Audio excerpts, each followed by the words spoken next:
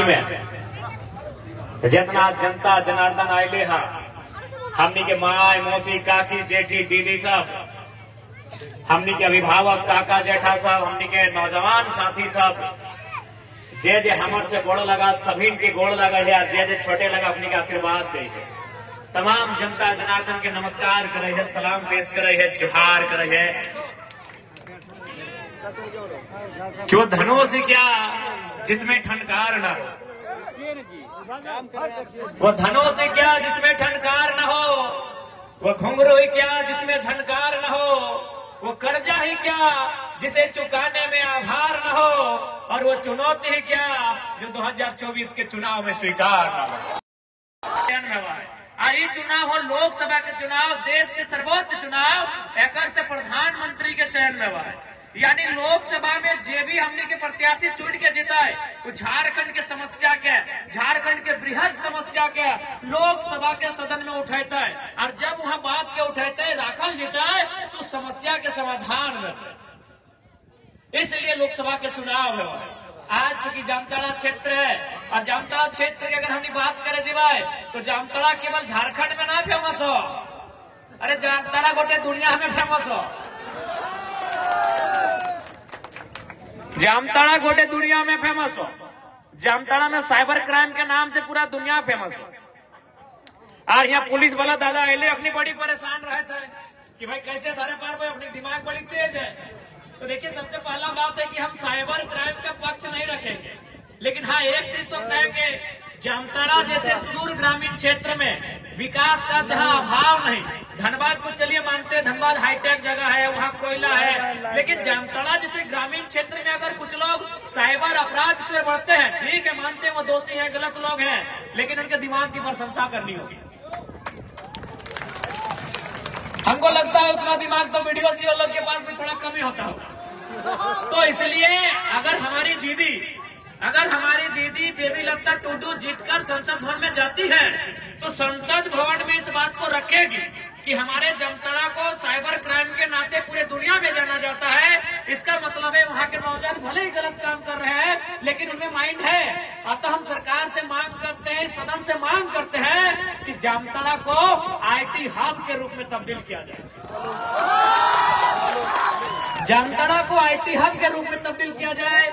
जामताड़ा को बढ़िया engineering college provide किए जाए, ताकि यहाँ के नौजवान जो गलत दिशा में जा रहे हैं, जो अपराध का चयन कर रहे हैं, वो अपनी ऊर्जा का उपयोग इस देश को बनाने में, झारखंड को बनाने में और झारखंड को सजाने में लगे। क्या बोलते हैं आप? क्या बताइए, अपराधी को लाठी डंडा से रोका जा सकता है क्या? नक्सल समस्या का समाधान गोली से है? नहीं, सामाजिक न्याय से है, शिक्षा से है, रोजगार से है, एक बढ़िया पॉलिसी से है। इसलिए जब हमारी दीदी उठ के जाएंगे तो जामताड़ा में अगर कुछ मांग करेंगे तो प्रयास होगा इनका कि जामताड़ा जिला को एक IT हब के रूप में डेवलपमेंट किया जाए, ताकि यहाँ के नौजवान जो गलत दिशा में भटक रहे हैं उन्हें सही दिशा मिले, सही रास्ता मिले, अपराध कम हो, पुलिस की परेशानी कम हो, ऐसा प्रयास किया जाए। इसलिए हम लोग इस बात के लिए आप लोग आश्वस्त रहिए। नए लोग आए हैं पॉलिटिक्स में, नया बदलाव करेंगे। हमने सोबिन नूतन किधर बहुत जन देख ले तो कहले यार तोहनी तो ट्राउजर पीना, टी-शर्ट पीना, एक से पहले नेता के लिए खलता पाजामा पीना। हमने कहले सब चीज बदले आइलियो, पुराना पॉलिटिक्स बदले आइलियो, नया पॉलिटिक्स सीखवे आइलियो, और साथ ही साथ जो परिवारवाद के पॉलिटिक्स चल रहा हो ओकरा भी बदले आइलियो, चाहे दुमका लोकसभा रहे या जामताड़ा विधानसभा रहे। एक बात स्पष्ट जान लीजिए तमाम मतदाता, चूंकि आज भी हमारे जो मतदाता है उनमें कहीं ना कहीं चेतना की कमी है, जागृति की कमी है।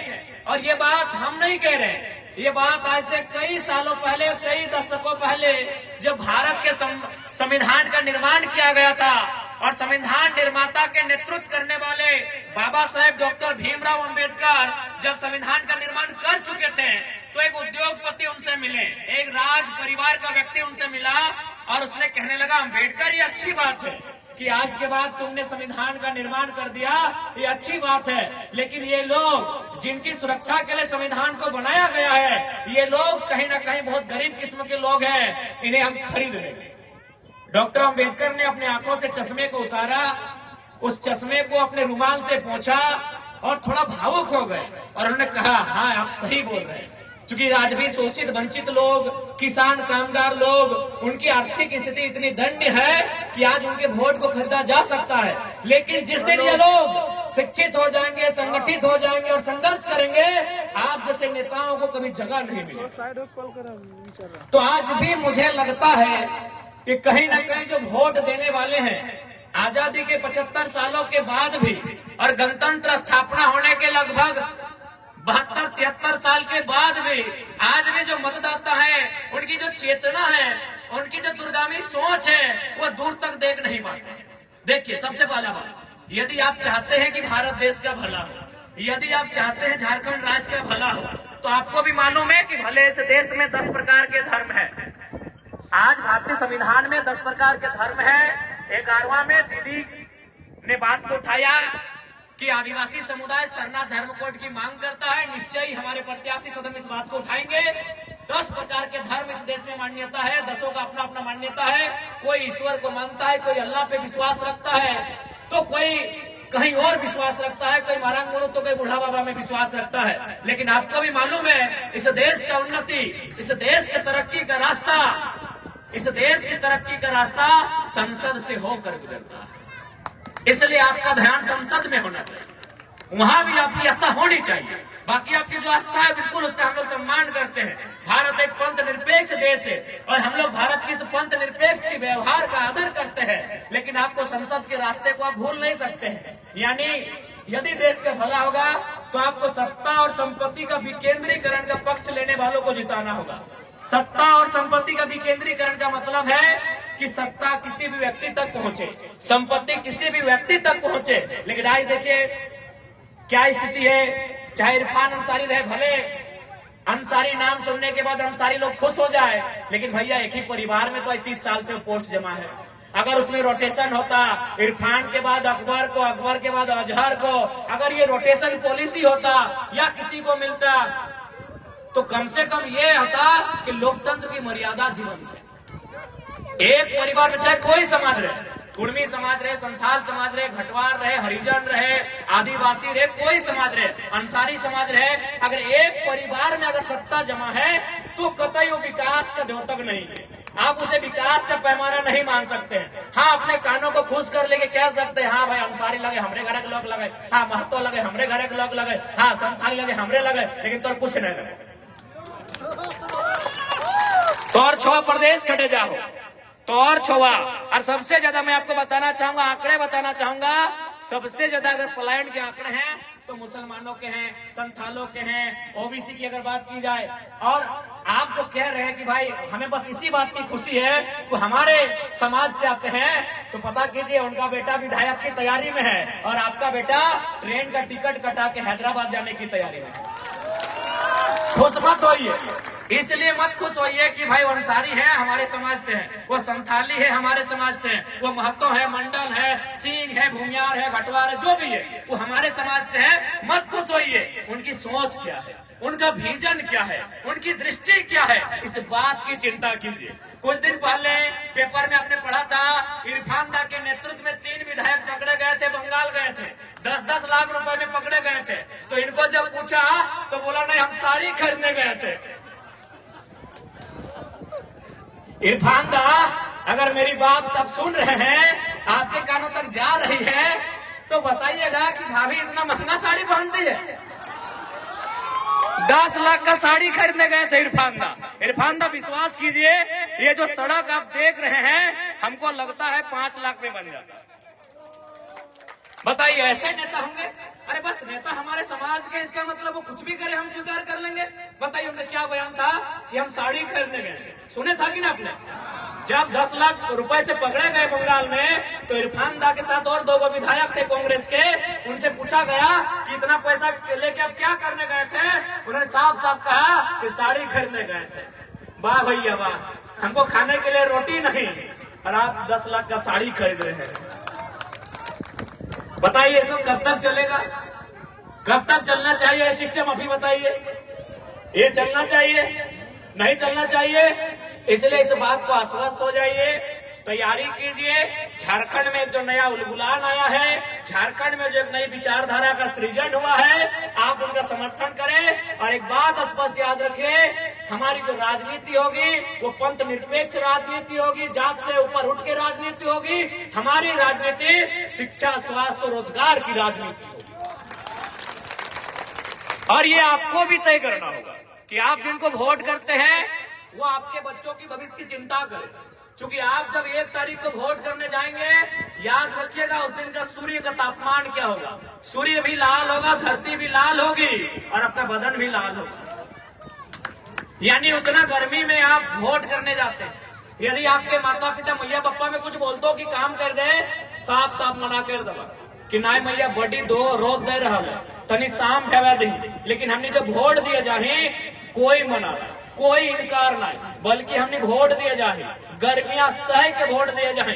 कहे हमने किस बात के विश्वास है कि जब हमने वोट दे, जब वो चुनाव जीतता है, जीतल बाद दिल्ली के सदन में बैठता है, तो हमारे बाल बच्चा के भविष्य की बात करते हैं। बाल बच्चा के भविष्य मतलब औकार पढ़ाई, दवाई, कमाई की चर्चा करते हैं।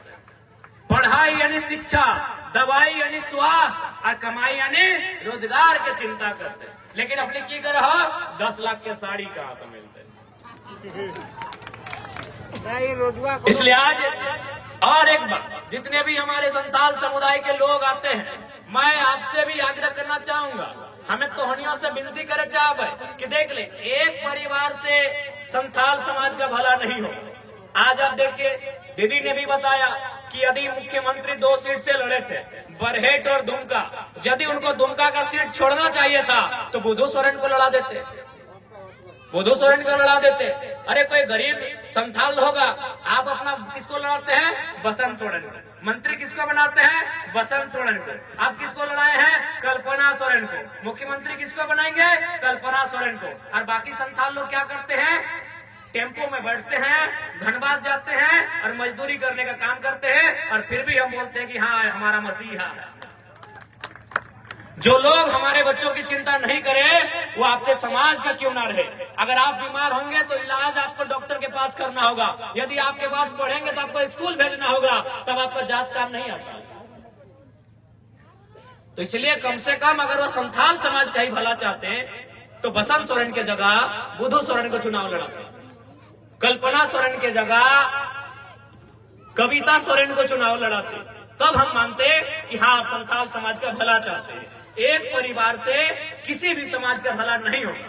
और आज मुख्यमंत्री रहे, ठीक है, उन्होंने आदिवासी भावना का कार्ड खेला, आदिवासी का वोट मिला, लेकिन बताइए उनका पीए कौन है? उनका पीए है पिंटू श्रीवास्तव, उनका पीए है कौन है? साहेबगंज वाला जी, पंकज मिश्रा। और कितना घोटाला? करोड़। इसलिए आज झारखंड की तकदीर को बदलने का समय है, नहीं तो आने वाली पीढ़ी हमसे सवाल करेगी। आज 23 साल हो गए झारखंड अलग राज्य के। आज इसी राज्य को अलग करने के लिए कभी तिलका मांझी, शेख भिखारी रघुनाथ महतो, तो कभी जयपाल सिंह मुंडा, निर्मल महतो, दिसंगुरु शिबू सोरेन, कॉमरेड ए.के. रॉय और निर्मल महतो के शहादत से बनकर ये तैयार हुआ है झारखंड। और आज देखिए झारखंड किनके कब्जे में।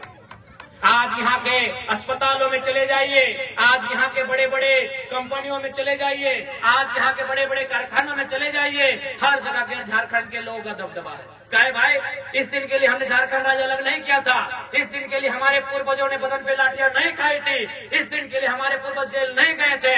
इसलिए आज हम इस बात को तय करना होगा कि झारखंड हमारे रक्त से बना है, इस रक्त के आहूत से बना झारखंड वह हमारा अधिकार होना चाहिए।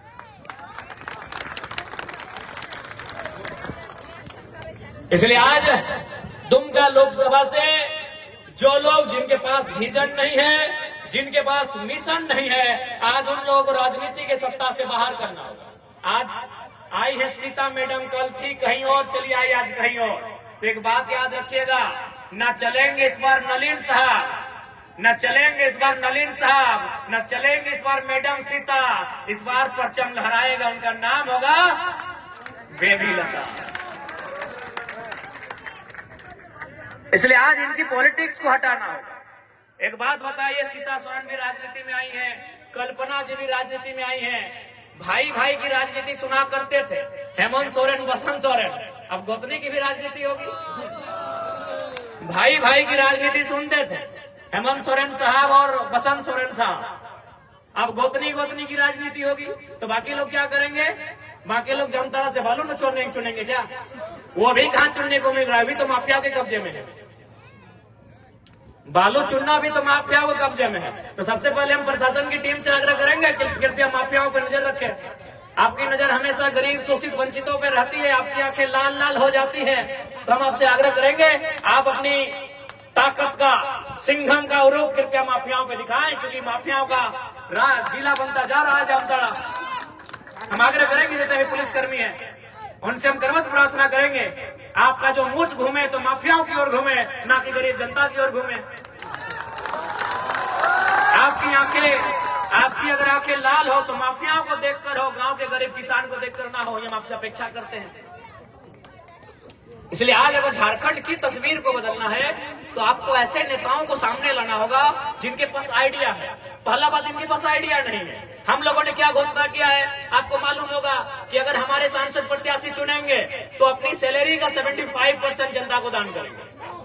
अपनी सैलरी का, फंड तो छोड़िए, उनका जो निजी का सैलरी होगा, यानी उनका जो सैलरी होगा मंथली होगा, वह भी 75% जनता को डोनेट करेंगे। बहुत सारे लोगों ने सवाल किया कि यदि आप सारा पैसा अपना जनता को दान कर देंगे तो आपका घर परिवार कैसे चलेगा?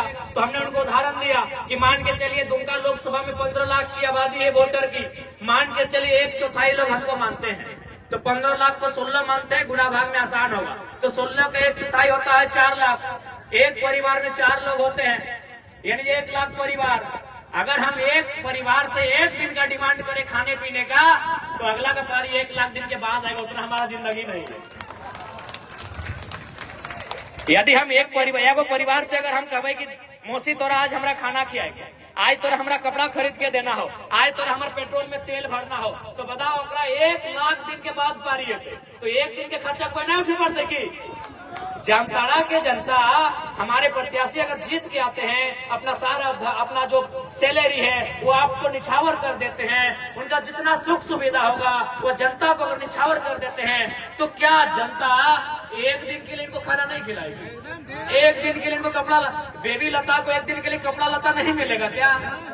1 दिन के लिए नहीं मिलेगा। बताइए, आपका पारी 1 लाख दिन के बाद आएगा, उतना हम लोग का उम्र नहीं है।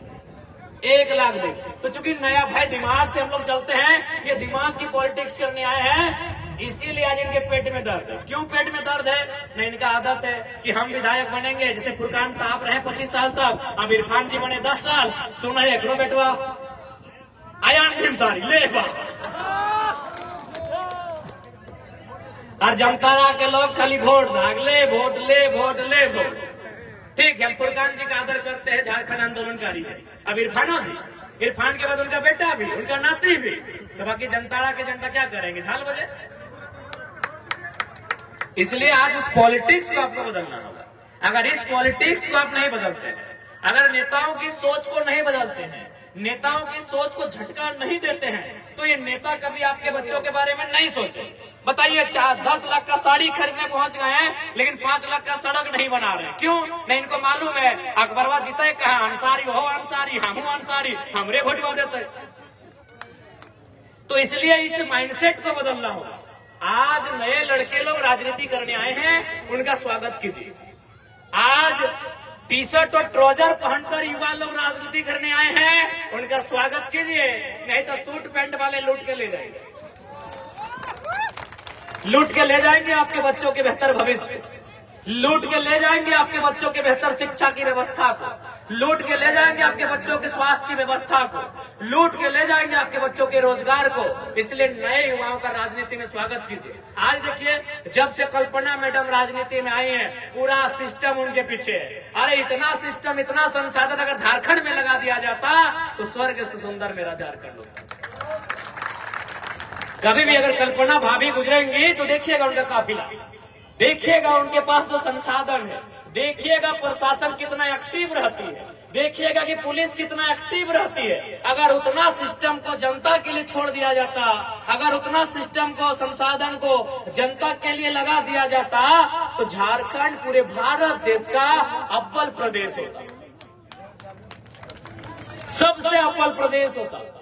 इसलिए आज आपको इन विषयों को सोचना होगा कि आज ये लोग अपने परिवार के बाहर कहीं नहीं सोच रहे हैं। सही बात कहा दीदी ने कि हमने डिमांड किया कि स्थानीय नीति बनाइए, हमने डिमांड किया कि नियोजन नीति बनाइए, उन्होंने नियोजन नीति बना लिया है।